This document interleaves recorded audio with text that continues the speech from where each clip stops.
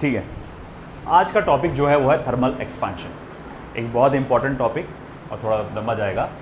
Thermal expansion very simple, हमको मालूम है जब भी कोई ऑब्जेक्ट को आप हीट करते हैं तो उसके डायमेंशन में बदलाव आता है ना, उसके डायमेंशन में बनावट में बदलाव आता है।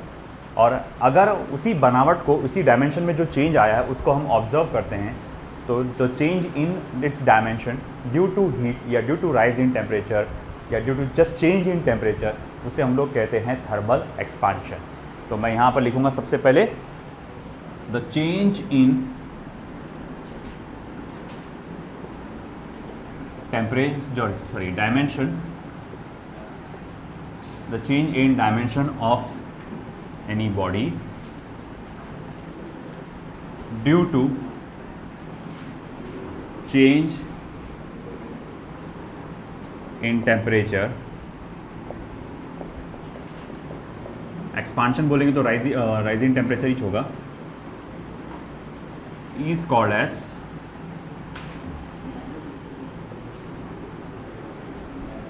इधर ध्यान दो, थर्मल एक्सपांशन। इसको हम लोग नाम देते हैं थर्मल एक्सपांशन। बेसिकली हम लोग थर्मल एक्सपेंशन को 3 कैटेगरी में पढ़ते हैं, है ना। एक है आपका टाइप्स देखने जा रहा हूँ मैं थर्मल एक्सपांशन के। नंबर 1 लीनियर एक्सपांशन, जिसे जस्ट अल्फा से रिप्रेजेंट किया जाता है या फिर अल्फा एल से रिप्रेजेंट किया जाता है। दूसरा एरिया या फिर सुपरफिशियल एक्सपांशन, एरिया या फिर सुपरफिशियल एक्सपांशन, जिसको बीटा या फिर अल्फा ए से रिप्रेजेंट किया जाता है। तीसरा वॉल्यूम एक्सपांशन, जिसको गैमा या फिर अल्फा वी से रिप्रेजेंट किया जाता है। गैमा या फिर अल्फा वी से रिप्रेजेंट किया जाता है ना। एनसीईआरटी में अल्फा ए अल्फा वी ऐसा दिया हुआ है, ये अल्फा एल जिसको हम लोग कहेंगे, alpha L alpha A alpha V, मगर मेजॉरिटी ऑफ बुक्स में उसको अल्फा बीटा गैमा से रिप्रेजेंट करते हैं। तो अगर बाय चांस मैं तो अल्फा बीटा गैमा यूज़ करने वाला हूँ, मुझे वो ज़्यादा आसान लगता, अल्फा बीटा गैमा। और कई सारे प्रॉब्लम्स भी जो आपको मिलेंगे एनसीईआरटी बोलो या एनसीईआरटी ओरिएंटेड बोलना चाहिए, नॉट एनसीईआरटी, तो वो अल्फा बीटा गैमा का यूज़ करते हैं। मगर थ्योरेटिकली एनसीईआरटी में alpha L alpha A alpha B दिया हुआ है।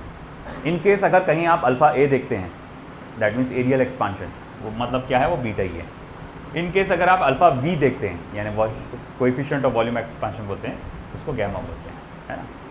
ठीक है, ये अल्फा, ये जो मैं आपको ब्रैकेट में दिया हूँ एक्चुअली में ये कोएफिशिएंट का वो है, सिंबल है, coefficient of linear expansion, coefficient of area expansion, coefficient of volume expansion.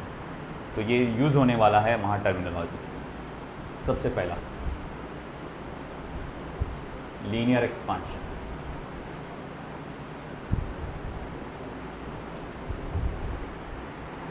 ठीक है। If the rise in temperature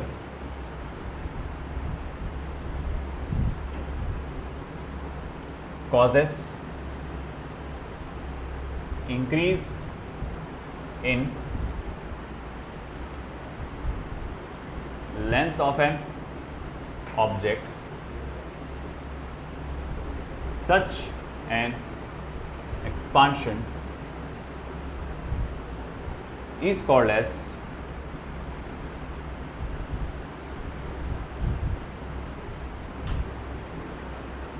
linear expansion.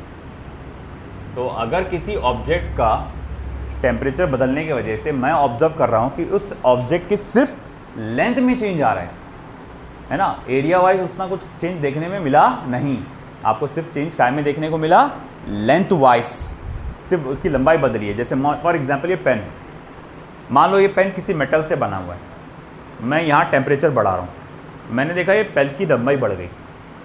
अच्छा, एरिया ऑफ क्रॉस सेक्शन बढ़ा क्या? वो नहीं बढ़ा, सिर्फ क्या बदला? लेंथ। अगर बड़ा भी होगा एरिया, मान लो थोड़ी देर के लिए बड़ा भी होगा, तो जितना लेंथ बढ़ा उसके मुकाबले इसका एरिया का एक्सपेंशन बहुत कम है, नेग्लिजिबल है। तो इन दैट केस ऑल्सो आप क्या मान के चलेंगे, इसका क्या हुआ है, सिर्फ लीनियर एक्सपांशन। आई बात समझ में? तो हम लोग ने क्या देखा कि if rise in temperature causes increase in length of an object, such an expansion is called as linear expansion. अब देखा ये गया कि चेंज इन लेंथ जो है, चेंज इन लेंथ वो देखा गया दो बातों पर डिपेंड करता है। सबसे पहले तो आपका टेम्परेचर, चेंज इन टेम्परेचर, बोले चेंज इन टेम्परेचर, यानी कि अगर आप टेम्परेचर को ज़्यादा बढ़ाते हैं तो मैं देखता हूँ कि इसकी लंबाई ज़्यादा बढ़ती है ना। मान लो अभी फिलहाल ये मैं बोलूँगा, ये मेटालिक प्लेन पेन जो रखा गया है, जिस रूम में रखा गया है, इस रूम का टेम्परेचर मान लो थोड़ी देर के लिए 20 डिग्री सेल्सियस है। अब मैंने क्या करा, इसकी लंबाई गिना, कितना है भैया, 10 सेंटीमीटर। कितना है, 10 सेंटीमीटर। अच्छा ठीक है, मान गया। अब मैं बोलूँगा भैया टेम्परेचर बढ़ गया रूम का, कितना हो गया, बोले 40 डिग्री सेल्सियस हो गया। अब मैं देखता हूँ ये पेन थोड़ा सा लंबा हो गया, कितना हो गया, 12 सेंटीमीटर हो गया। तो मैं बोलूँगा टेम्परेचर कितने से बढ़ा, 20 डिग्री सेल्सियस से। लेंथ कितने से बढ़ा, 2 सेंटीमीटर से। अच्छा ठीक है, अब एक काम करो, टेम्परेचर को 60 डिग्री सेल्सियस का डालो, टेम्परेचर को 60 डिग्री सेल्सियस। तो एकदम शुरुआत से 20 था पहले, अब कितना हो गया, 60। टेम्परेचर कितने से बढ़ गया, 40 से। और अब मैं लेंथ देखता हूँ, 14 सेंटीमीटर हो गया। अब लेंथ कितने से बढ़ गया, 4 से। तुम जितना टेम्परेचर बढ़ाओगे लेंथ उतना उतना उतना बढ़ता चला जाएगा। तो ये ऑब्जर्व किया गया कि change in length is directly proportional to change in temperature. साथ ही साथ ये भी ऑब्जर्व किया गया कि change in length is also directly proportional to original length of the temperature. बोले ये क्या मैटर हुआ, अरे बहुत सिंपल है, देख अगेन ध्यान रखो, यहाँ पर मेरे पास 2 मेटालिक रॉड है,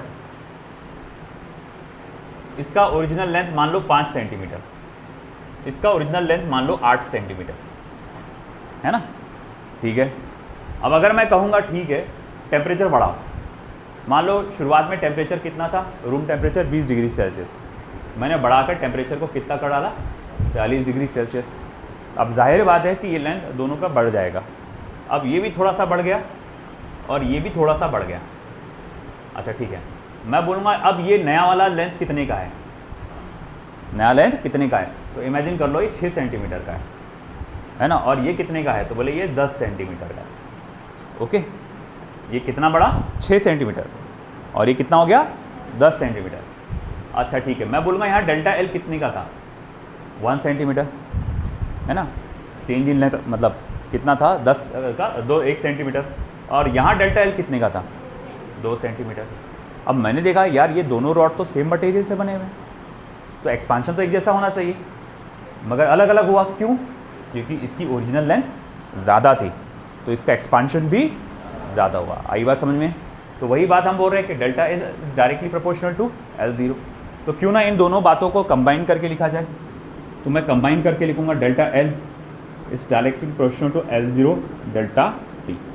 ठीक है, तो फिर मैं यहाँ देखता हूँ, फिर एक कांस्टेंट ऑफ प्रोपोर्शनैलिटी आता है, delta L is equals to alpha L0 delta T है ना। एंड रिमेंबर वन थिंग, ये और ये अलग अलग है, ये प्रोपोर्शनैलिटी की साइन है, मैथमेटिकल ऑपरेटर है, जैसे मल्टीप्लिकेशन होता है, डिवीजन होता है ना, इक्वल्स टू का एक साइन होता है, यही मैथमेटिकल ऑपरेटर ये प्रोपोर्शनैलिटी की साइन है। और ये एक ग्रीक अल्फ़ाबेट अल्फ़ा है, दिखने में दोनों एक जैसे लग रहे हैं मगर ज़मीन आसमान का फ़र्क है, ये सिर्फ एक ग्रीक अल्फ़ाबेट अल्फ़ा है ना। इधर का हो चुका है, लेफ्ट साइड का हो चुका है ना।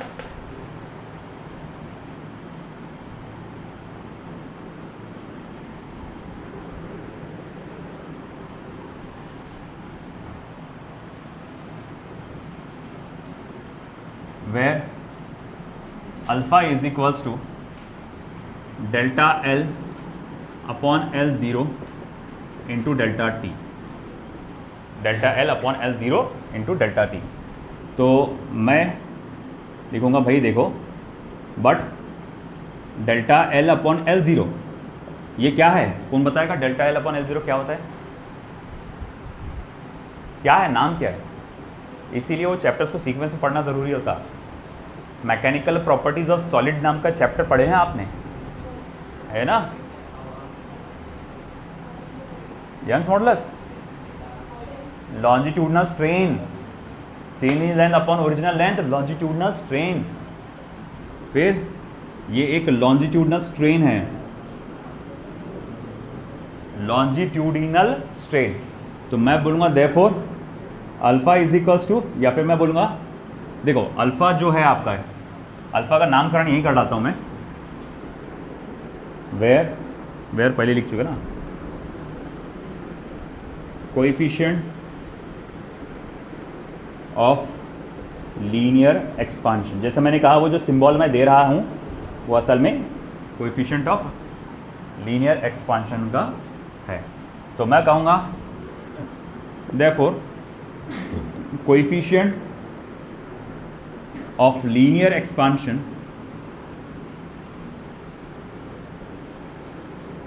Can be defined as longitudinal strain produced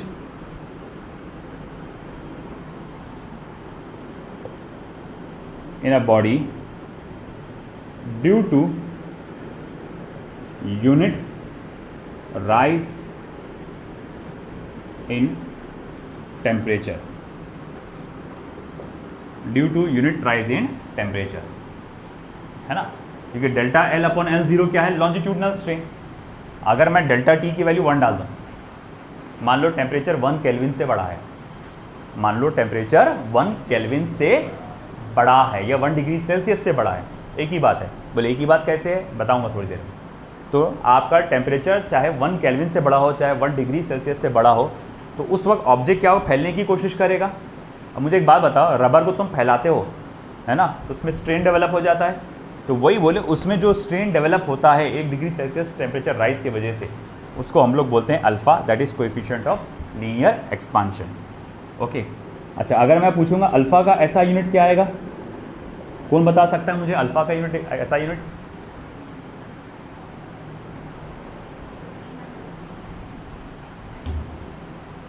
alpha का ऐसा यूनिट क्या आएगा? केल्विन इनवर्स या फिर डिग्री सेल्सियस इनवर्स। वैसे ऐसा है तो नहीं है डिग्री सेल्सियस, बट वो चल जाएगा फिर भी। Kelvin inverse degree Celsius inverse. बोले ऐसा क्यों? डेल्टा एल क्या है? चेंज इन लेंथ, उसका यूनिट क्या आएगा? मीटर में आएगा। एल जीरो क्या है? ओरिजिनल लेंथ, उसका भी यूनिट क्या में आएगा? मीटर में ही आएगा ना। तो ये भी मीटर कैंसल, अकेला कौन बच गया? Delta T. डेल्टा टी क्या है? Rise in temperature.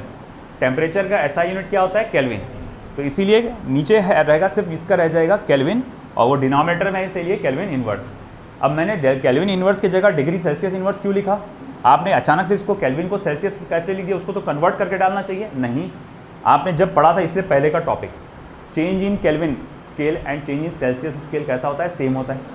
तो इसीलिए अगर कहीं डेल्टा टी की वैल्यू आपको सेल्सियस में दी गई है तो आप उसको केल्विन में भी लिख सकते, और डेल्टा टी की वैल्यू अगर केल्विन में दी गई है तो उसको आप सेल्सियस में भी लिख सकते हैं, because delta T in Kelvin is equals to delta T in Celsius scale, दोनों सेम ही चाहते हैं। That's it. फिर अगर मैं कहूँगा अच्छा ठीक है भाई, मान लिया डायमेंशन क्या आएगा? ये चाहेगा K-1, या फिर जिसको आप θ-1 बोलते हैं, क्योंकि टेम्परेचर के लिए थीटा भी यूज़ किया जा सकता है।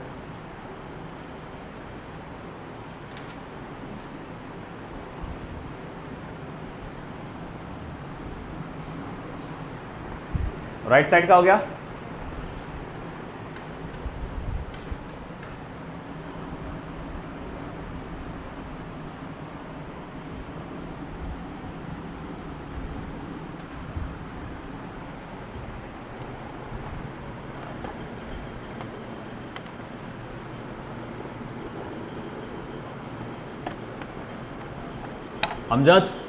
अमजद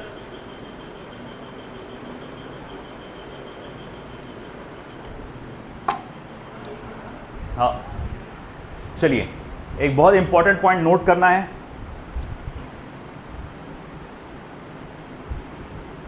अल्फा को हमने कहा कांस्टेंट ऑफ प्रोपोर्शनैलिटी, यानी वो क्या है? कांस्टेंट वैल्यू है।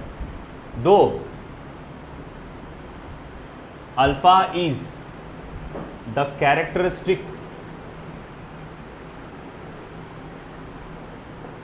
Of material. कोई भी चीज़ कैरेक्टरिस्टिक ऑफ मटेरियल कब होती है ना, जब उसकी वैल्यू सिर्फ तभी बदलती है जब सामने वाला मटेरियल बदलता है। बोले कैसा? अरे भैया ये एक रॉड है, ये एल्यूमिनियम का रॉड है, अब बिल्कुल इसके जैसा हूबहू सब कुछ वैसा, एक कॉपर का रॉड ले लेता हूँ, सब हर तरह से वो सेम है दोनों भी, मैं दोनों को एक साथ मैं टेम्परेचर बढ़ाता हूँ, एक जैसा टेम्परेचर बढ़ाता हूँ, तो क्या दोनों में एक्सपांशन एक जैसा होगा? क्या मटेरियल अलग अलग है ना, तो उनका बिहेवियर भी अलग अलग होगा। तो हम लोग कहते हैं कि कैरेक्टरिस्टिक ऑफ मटेरियल, यानी मटेरियल बदलने से इसकी वैल्यू बदल जाती है। तो अल्फ़ा जो है no doubt characteristic of material है ना, ये मटेरियल बदलने से इसकी वैल्यू बदल जाती है, मगर ये कंप्लीटली कांस्टेंट नहीं होता है। बट इट इज़, अरे क्या हो गया बे, but it is not completely constant, वो पूरी तरह से कांस्टेंट नहीं होता।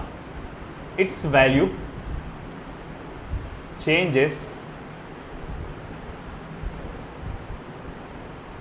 स्लाइटली विथ टेम्परेचर, उसकी वैल्यू बदलती है थोड़ी सी टेम्परेचर के साथ साथ, slightly with temperature, not completely constant, its value changes with slightly with temperature.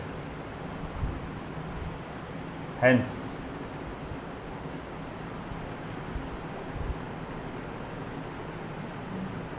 but due to slight change, सिर्फ थोड़े से बदलाव की वजह से, it is considered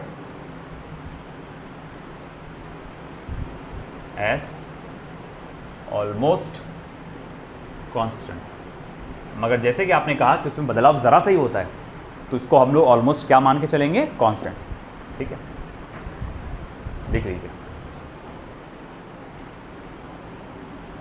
लेफ्ट का हो चुका है,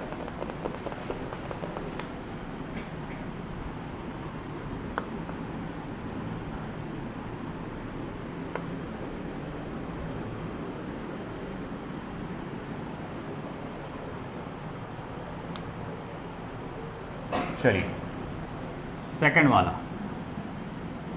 area expansion. Area expansion,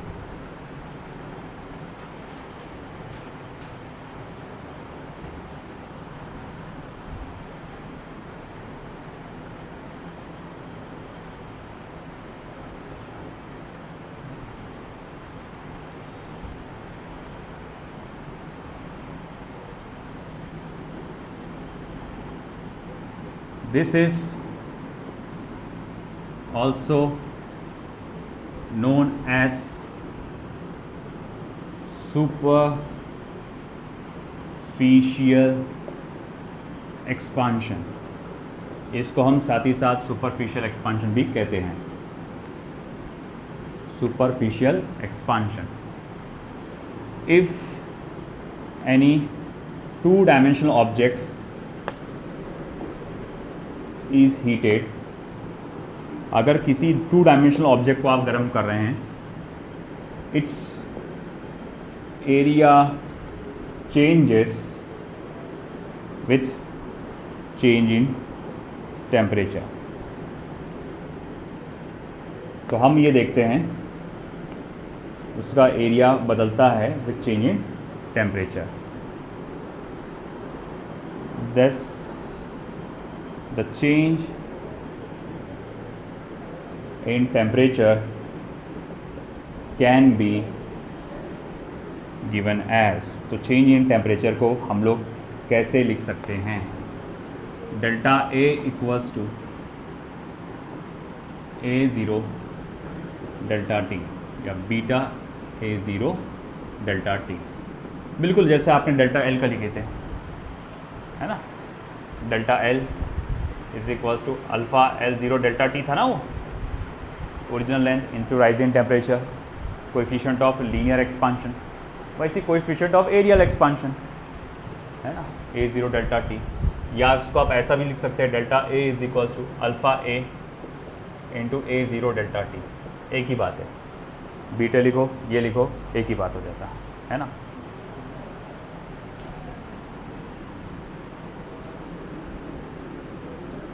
also final area after rise in temperature can be represented as, तो final area after rise in temperature can be represented as A equals to A0 1 plus beta delta T. अब बोले ये formula अचानक कैसे आ गया?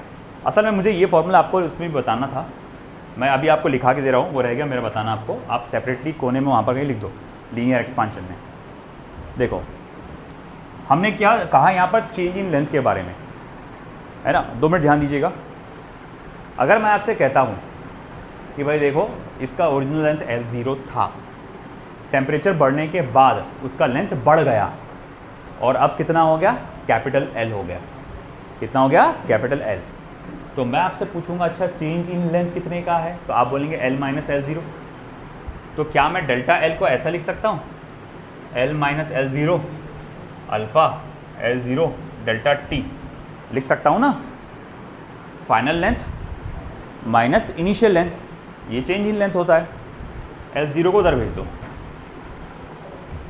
L0 plus alpha L0 delta T, है ना। L0 को कॉमन निकाल लो,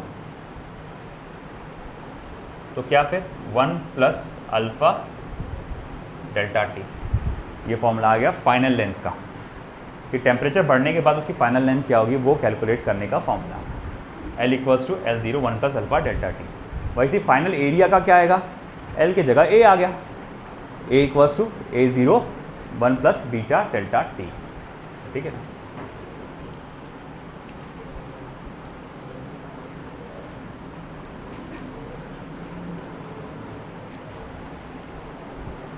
where beta is coefficient of area expansion। Beta जो है वो क्या है बेटा, कोएफिशिएंट ऑफ एरिया एक्सपांशन। फिर अगर मैं फिर से पूछूं आपसे, ये आपका जो बीटा है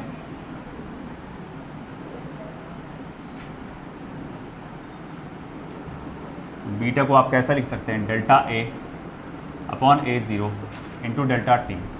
तो मैं कहूँगा बीटा का SI यूनिट क्या आएगा, ज़रा बताइएगा आप। बीटा का SI यूनिट क्या आएगा, ज़रा ये बताइए आप, है ना, बीटा का SI यूनिट। तो मैं फिर से जाऊँगा उसके ऊपर फॉर्मूले पे। ये डेल्टा A क्या है, change in area. Change in area का यूनिट क्या होता है, मीटर स्क्वायर। ये क्या है, ओरिजिनल एरिया, उसका भी क्या होता है, मीटर स्क्वायर। तो ये दोनों कैंसिल हो जाएंगे, सिर्फ क्या बचेगा, डेल्टा T यानी चेंज इन टेम्परेचर, जिसको आप क्या लिख सकते हैं, केल्विन। और Kelvin is equal to Celsius also. Change in कब इक्वलेंट होता है सेल्सियस, जब चेंज की बात चली तभी। तो इसका ऐसा यूनिट आप लिख सकते हैं केल्विन इनवर्स या फिर डिग्री सेल्सियस इनवर्स। और डायमेंशन फिर से वही आएगा, K-1 और थीटा -1। देखो फटाफट, ये हो गया लिखना आपका उधर का फाइनल लेंथ वाला, ये वाला पार्ट हो गया।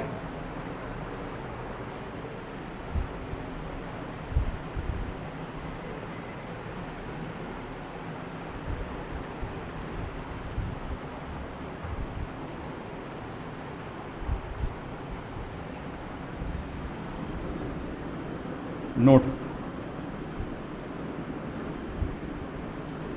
for anisotropic material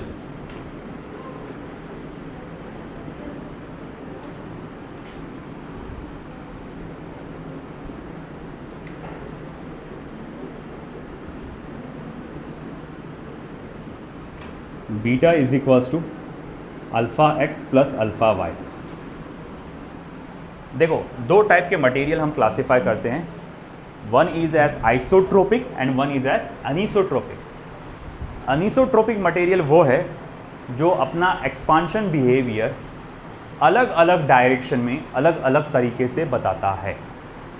बोले ये समझाने, जैसे कि फॉर एग्जांपल मैंने एक सिंपल सी ये शीट कंसिडर किया, ओके, और इस सिंपल सी शीट को मैं ऑब्जर्व करता हूं। सब लोग इधर ध्यान दें। मैंने इस सिंपल सी शीट को हीट करके इसका टेम्परेचर बढ़ाया। मान लो ये एनिसोट्रोपिक मटेरियल से बना हुआ है, एनिसोट्रोपिक मटेरियल से बना हुआ है। मैं देखता हूं कि मैं इसकी अल्फा की वैल्यू नोट करूंगा, अल्फा की वैल्यू नोट करूंगा। अल्फा क्या होता है याद करो, alpha is delta L upon L, है ना, into delta T upon delta T, sorry, है ना। मैं टेम्परेचर को 1 डिग्री सेल्सियस से बढ़ाऊंगा, मैं टेम्परेचर को 1 डिग्री सेल्सियस से बढ़ाऊंगा, और मैं इसके चेंज इन लेंथ को ओरिजिनल लेंथ से डिवाइड करके देखूंगा, चेंज इन लेंथ को ओरिजिनल लेंथ से डिवाइड करके देखूंगा। तो मैंने जब इसको टेम्परेचर बढ़ाया, मैंने देखा ये जो प्लेट है वो ऐसा भी बढ़ गया और ऐसा भी बढ़ गया, लेंथ वाइज भी बढ़ा और ब्रेथ वाइज भी बढ़ा। मैं सिर्फ उसको लेंथ वाइज फोकस करूंगा। अभी मैं देखता हूँ डेल्टा एल कितना था अपॉन एल कितना था, और आपका डेल्टा टी की वैल्यू तो क्या है 1 है, और मैं नोट करता हूँ कि एक्स एक्सिस पे इसकी वैल्यू क्या है। तो मैंने बोला एक्स एक्सिस पे इसकी वैल्यू क्या है, एक्स से मान लो। इसी तरह से मैं वाई एक्सिस पे भी नोट करता हूँ कि भाई देखो, अब देखो ये ऐसा भी फैल गया, वाई एक्सिस पे भी इसमें एक्सपांड किया, तो चलो ठीक है, वाई एक्सिस पे भी उसने एक्सपांड किया, तो वाई एक्सिस पे उसकी लेंथ कितने से बदली, कितने से बदली, बोले डेल्टा एल। उसका ओरिजिनल लेंथ कितना था, एल था। मैं फिर से डेल्टा एल अपॉन एल करूंगा, डेल्टा टी की तो वैल्यू 1 है, तो मैं देखता हूँ ठीक है वाई एक्सिस पे अल्फा की वैल्यू क्या आ रही है, वाई। अगर ये एक्स और वाई ये दोनों वैल्यू सेम नहीं आई है, ये दोनों सेम वैल्यू नहीं आई है, तो हम लोग कहते हैं ये एनिसोट्रोपिक मटेरियल है। क्या है, एनिसोट्रोपिक मटेरियल।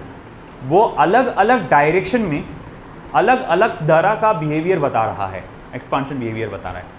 क्या बोल रहा हूं मैं फिर से, अलग अलग डायरेक्शन में अलग अलग तरीके का एक्सपांशन बिहेवियर बता रहा है। बात समझ में आई क्या? हाँ, तो इसीलिए उसको हम लोग ने क्या कहा, एनिसोट्रोपिक मटेरियल। हम देखते हैं एक्स एक्सिस पे अल्फा की वैल्यू अलग है, वाई एक्सिस पे अल्फा की वैल्यू अलग है।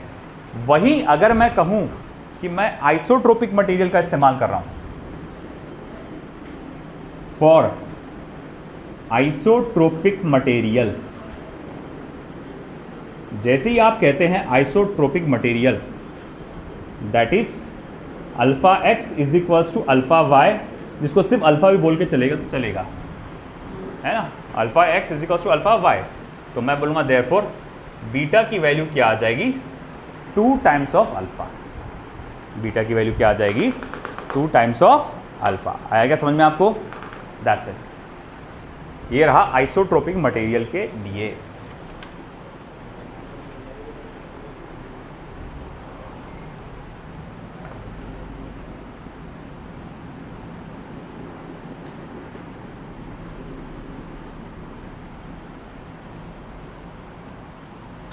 और तीसरा पॉइंट फॉर अमजद,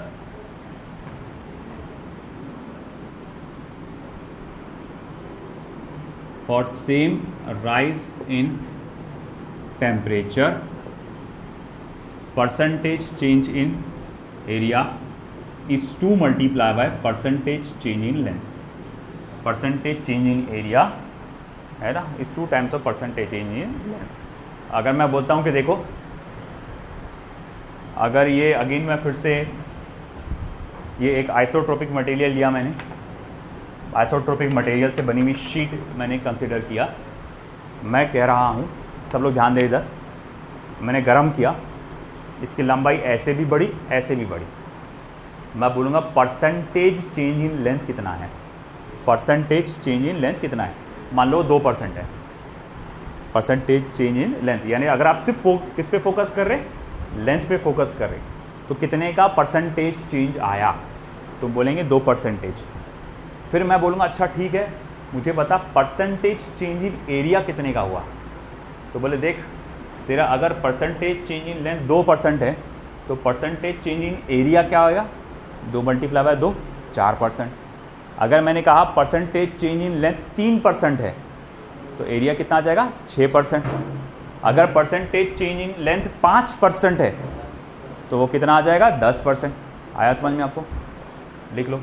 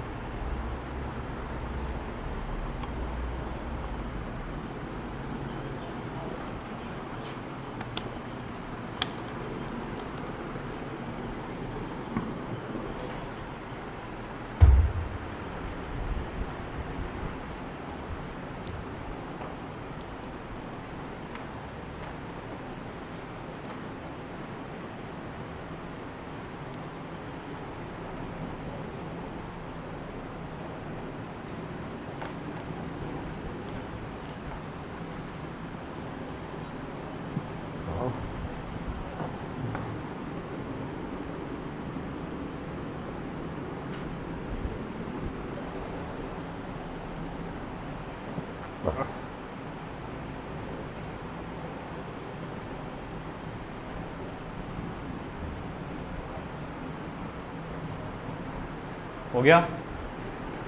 इधर को हुआ, जल्दी करें।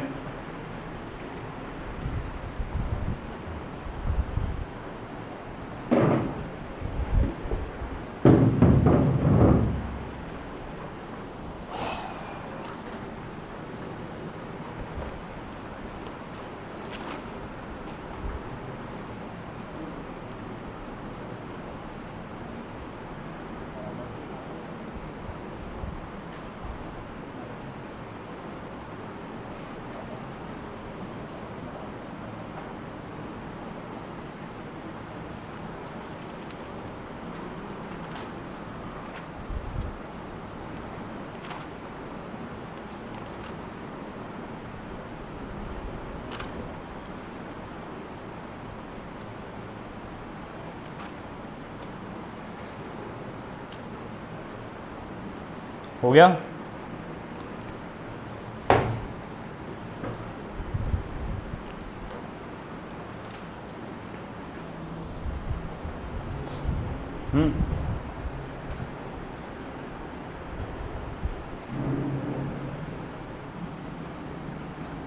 कुछ बोले क्या?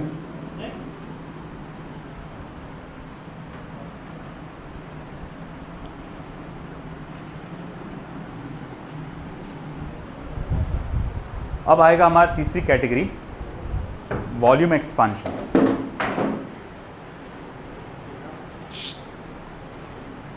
तमाशा नहीं।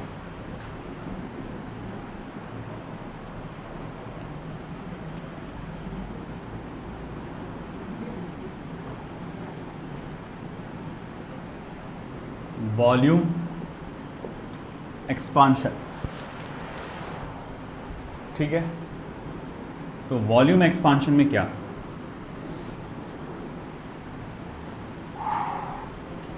If with rise in temperature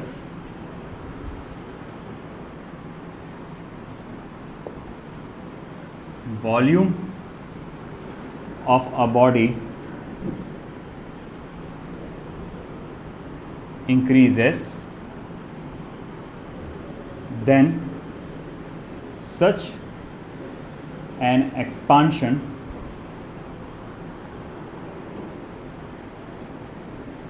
is called as volume expansion. इस किस्म के एक्सपांशन को आप वॉल्यूम एक्सपांशन कह सकते हैं। Okay, which can be given as delta V is equals to V0 gamma delta T। delta V equals to V0 gamma delta T, और delta V equals to V0 alpha V delta T. आप ऐसा भी उसको लिख सकते हैं, where alpha V और gamma is coefficient of volume expansion. ये क्या है बेटा? कोएफिशिएंट ऑफ वॉल्यूम एक्सपांशन है, ठीक है। अल्फ़ा वी और गैमा, इसको आप क्या लिख सकते हैं? Delta we upon V0 delta T. Again मैं जाऊंगा एसआई यूनिट, या फिर एसआई यूनिट से पहले फाइनल वॉल्यूम देखेंगे। Also final volume after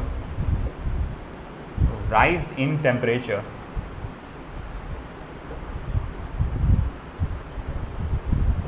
delta T is given as, तो final volume after rise in temperature आप कितना देंगे?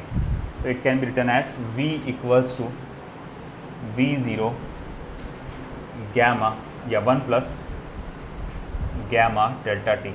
अगर आपको याद हो, जैसे L आया था वैसी इसका आएगा फाइनल वॉल्यूम, ठीक है। अब SI यूनिट ऑफ गैमा, मैं गैमा का SI यूनिट बना रहा हूँ, तो फिर से वही आएगा, वो केल्विन इनवर्स या डिग्री सेल्सियस इनवर्स। डायमेंशन जो आएगा वो क्या आएगा?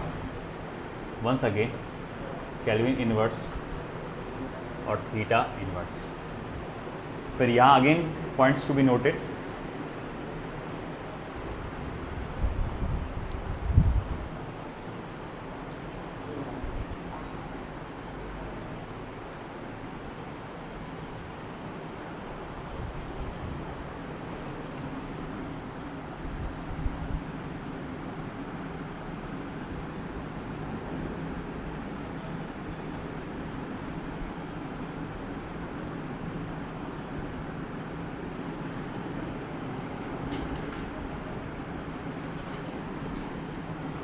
देखो अब यहाँ पर हमें क्या देखने को मिल रहा है कि यहाँ, जैसे मैंने फर्स्ट उसमें पॉइंट में बात किया था कि अल्फ़ा वी या फिर गैमा जो है कैरेक्टरिस्टिक्स ऑफ मटेरियल है, यानी मटेरियल बदलने के साथ साथ वो वैल्यू बदलती है, मगर वो कांस्टेंट नहीं है। यहाँ आप देख सकते हैं इसकी वैल्यू बदल रही है विद टेम्परेचर। उसकी वैल्यू कांस्टेंट सिर्फ कहाँ पर हो रही है? हायर टेम्परेचर पे हो रही है। देखो ना, ये यहाँ से आप टेम्परेचर हाई जा रहा, इधर लेफ्ट में जाएंगे तो टेम्परेचर कैसा होगा? कम होता चला जाएगा ना। राइट में जैसे जैसे जाएंगे टेम्परेचर हाई होता जाएगा।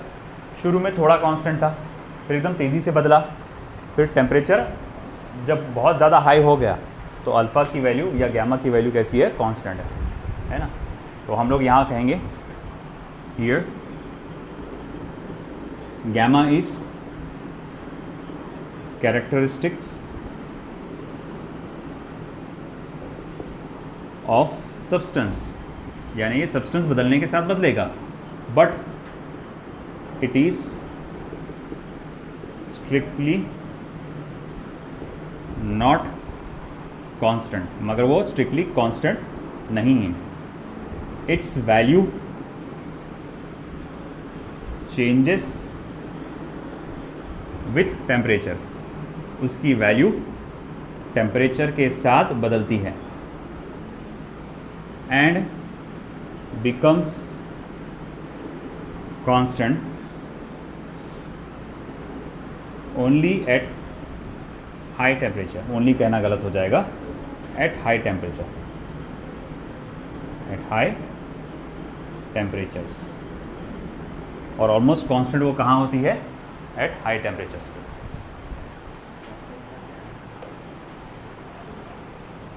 इधर का हो चुका है लेफ्ट साइड का।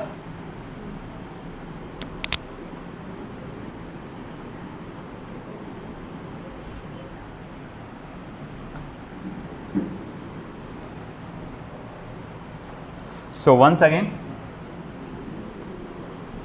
for anisotropic material,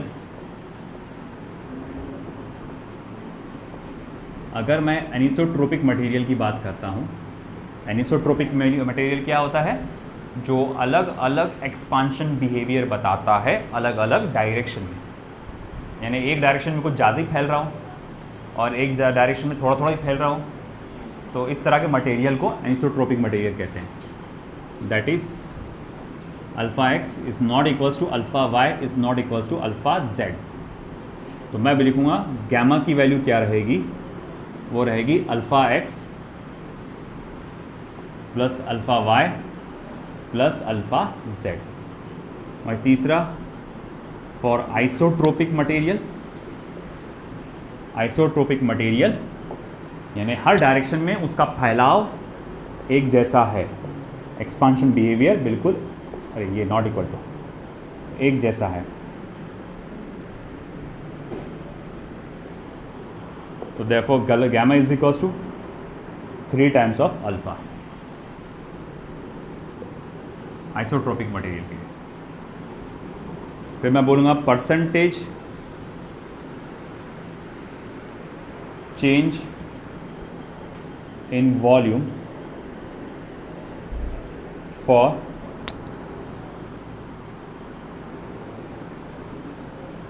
same rise in temperature.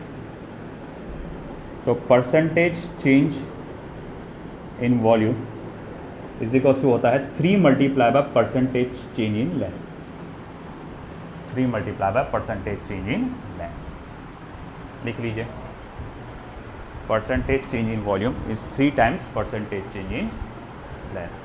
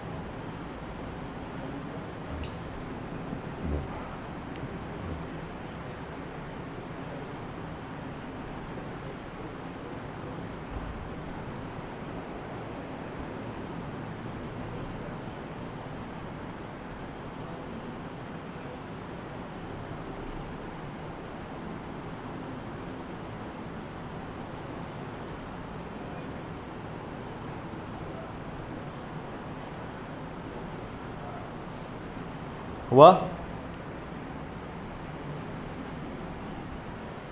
हुआ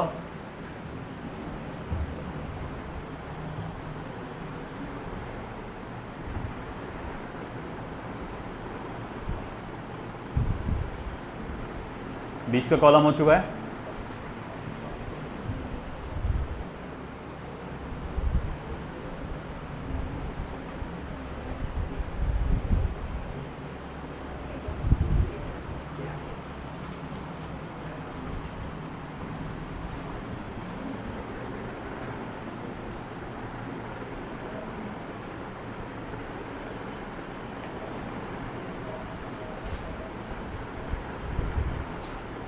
Be fast.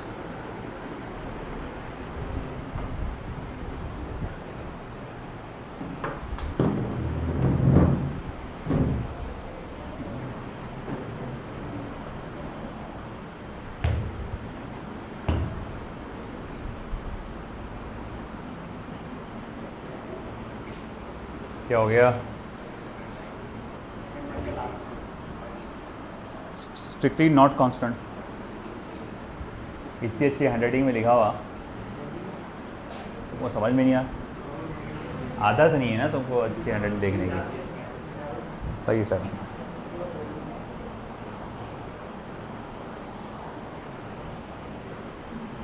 वो तो बेटा मेरे को अवार्ड मिलते मिलते रह गया, मैं लेने गया ही नहीं। हाँ, गिनेस बुक में मैं ऐसे बड़ी बातें अपने मुँह से नहीं बोलता।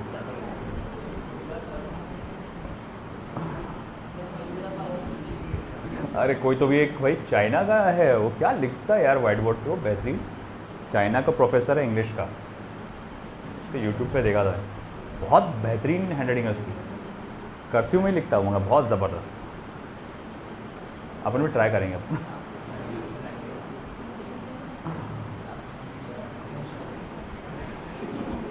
चलो हुआ बेटा,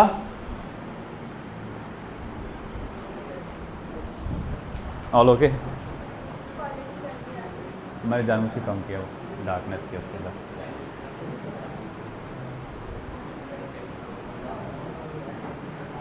बहुत फीका फीका हो जा रहा था।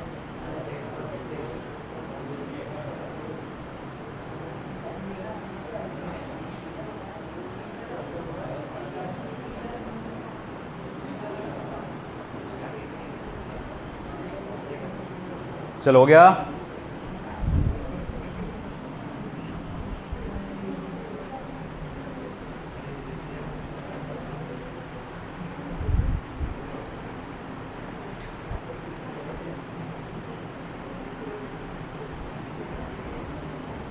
ए नालायक, स्टेप बैक। और बाकी के नालायक किस खुशी में आप एब्सेंट हैं?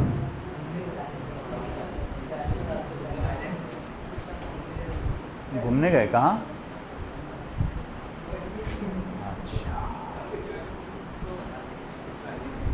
आने दो।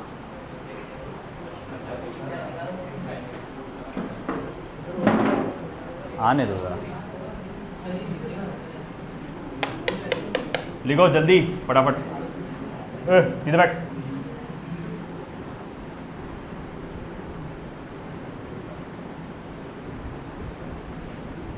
अगला टॉपिक जो हमको पढ़ना है that is anomalous behaviour of water.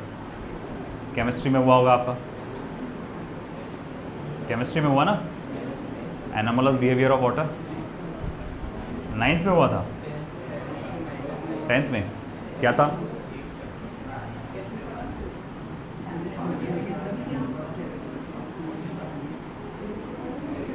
हाँ इनफ, बातें करने के लिए नहीं बोला।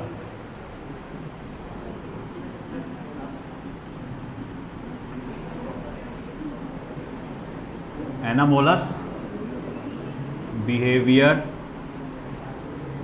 Of water. Anomalous behaviour of water. Anomalous behaviour मतलब क्या हो जाएगा, क्या बोलेंगे उसको? एबनॉर्मल या अनयूजुअल, है ना, अनयूजुअल बिहेवियर ऑफ वाटर। बोले जनरली क्या आएगा अनयूजुअल के मतलब? हमको मालूम है कोई भी चीज़ जो होती है हीट करने पे एक्सपांड होती है, but in the range of 0 degree Celsius to 4 degree Celsius water कुछ अनयूजुअल बिहेवियर बताता है। वो हीट करने पे एक्सपांड होने के बजाय कॉन्ट्रैक्ट होता है। इसी फिनोमेना को कहा गया है एनामोलस बिहेवियर ऑफ वाटर, ठीक है ना। तो जनरली अगर मैं कहूँगा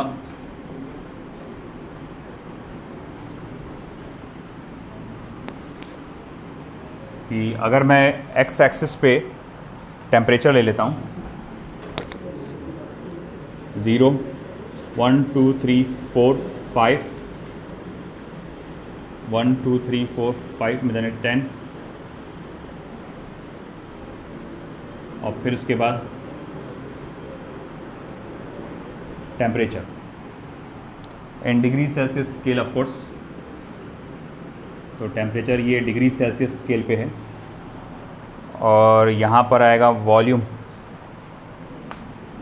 volume of 1 kilogram of water, और ये जो भी वैल्यू रहेगी लीटर्स में है, यानी कि 10⁻³ मीटर क्यूब।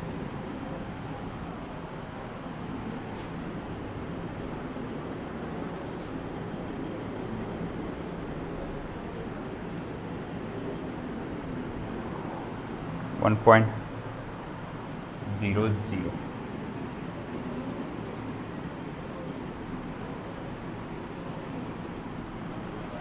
0.012।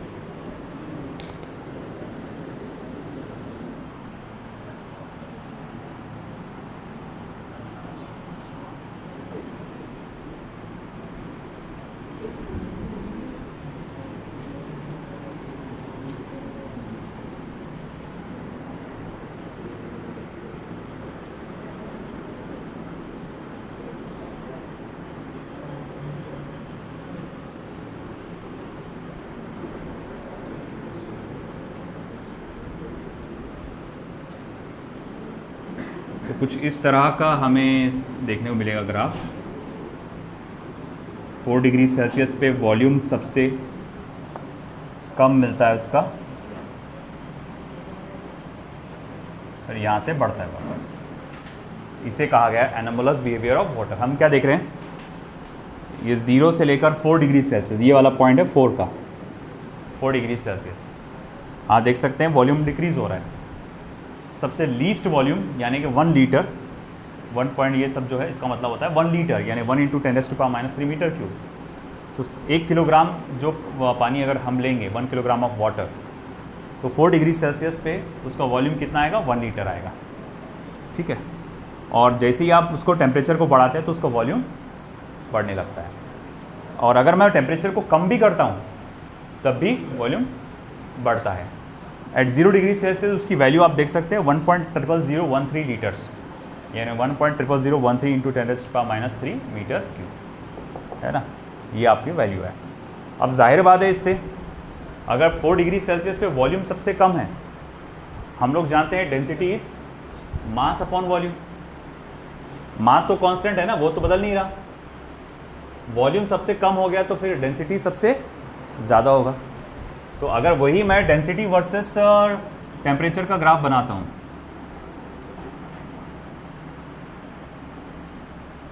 मैंने ये बनाया रो डेंसिटी, इसकी वैल्यू क्या में आएगी, 10⁻³ किलोग्राम पर मीटर क्यूब में आएंगे। Of course 10⁻³ kilogram per metre cube. Temperature in degree Celsius, ये 0, 1 2 3 4 5, 1 2 3 4 5, और फिर ये स्केल इस तरह से, और फिर टेम्परेचर इन डिग्री सेल्सियस। तो 4 डिग्री सेल्सियस पे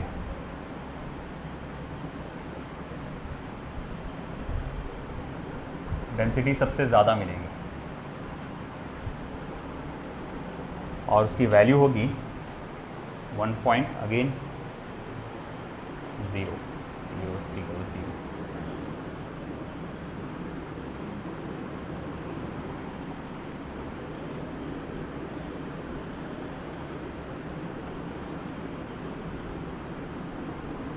और 0 डिग्री सेल्सियस पे इसकी डेंसिटी कितनी होगी, 0.99985, 0.99985, 0 डिग्री सेल्सियस पे डेंसिटी। इसका मीनिंग क्या होता है,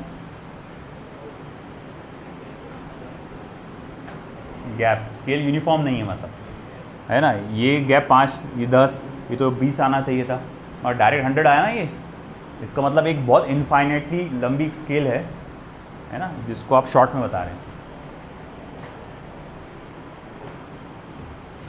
तो मैं इसको ऐसा एक्सप्लेन करूंगा, the unusual behaviour of water in the range of 0 degree Celsius to 4 degree Celsius, that its volume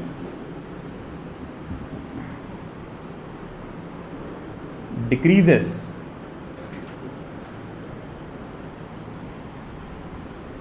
with rise in temperature, that its volume decreases with rise in temperature is called as anomalous behavior of water. Is called as anomalous behavior of water.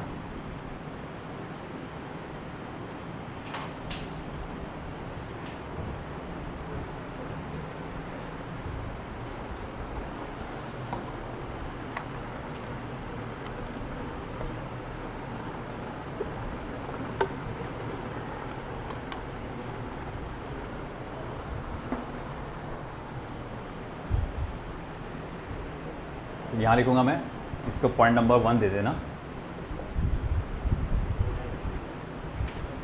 Water has least volume and highest density at 4 degree Celsius, है ना। Volume सबसे कम रहता, density सबसे ज़्यादा रहता at 4 degree Celsius. Volume of water decreases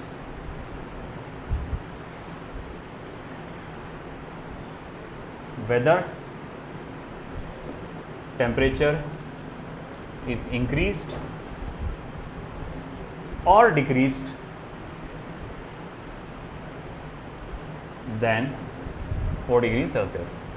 तो चाहे तुम टेम्परेचर को बढ़ाओ या चाहे तुम टेम्परेचर को कम करो, है ना, आप क्या देखेंगे, वॉल्यूम आपका बढ़ता चला जाता है। इंक्रीजेस रे बाबा, इंक्रीजेस, है ना।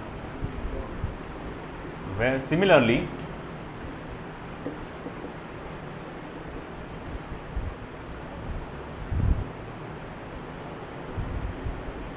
its volume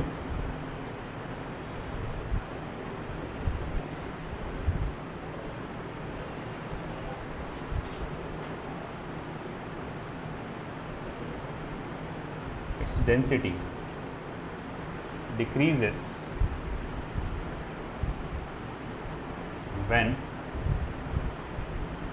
temperature is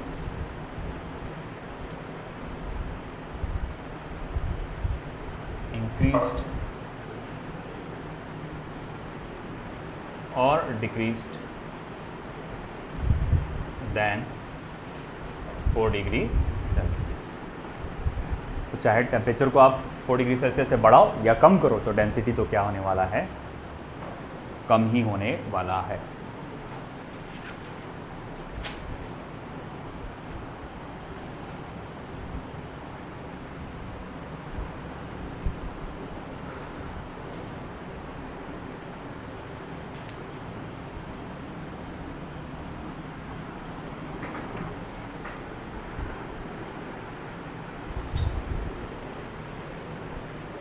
There is an environmental effect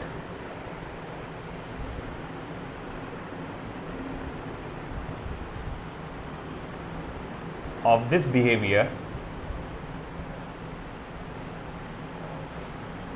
There is an environmental effect of this behavior that marine life can sustain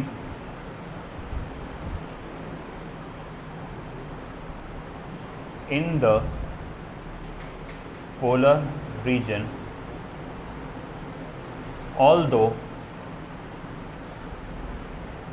temperature of surrounding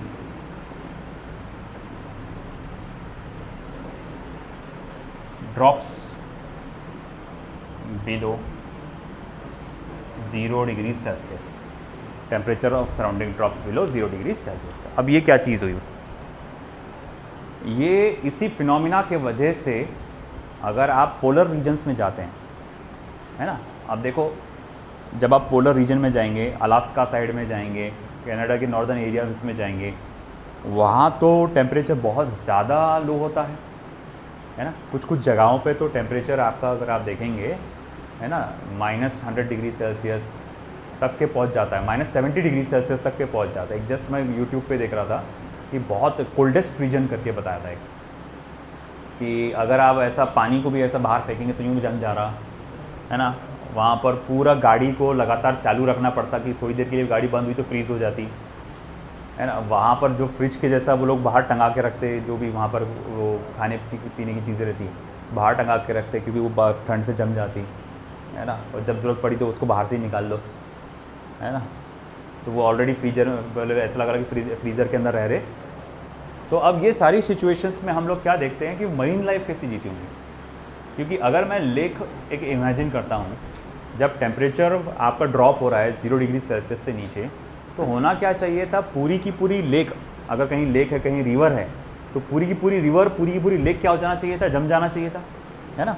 मान लो कि यहाँ एक कुछ इस तरह से गड्ढा है और यहाँ कोई एक लेक है बहुत बड़ी, तो अब ऐसा है कि जैसे टेम्परेचर ड्रॉप हो रहा तो नीचे तक पूरा बर्फ़ से जम जाना चाहिए था, है ना। मगर मैं ये देखता हूँ कि भाई बाहर का टेम्परेचर कितना है, -10 डिग्री सेल्सियस है, मगर मैं क्या देखता हूँ, यहाँ पर एक आइस की मोटी सी परत है, मगर यहाँ अभी भी वाटर ही है, और उसमें मरीन लाइफ यानी फिशेस, है ना, वो अभी भी जिंदा है और अच्छे से वहाँ पर रह रहे हैं, नो प्रॉब्लम एट ऑल। तो ये पॉसिबल कैसे हुआ?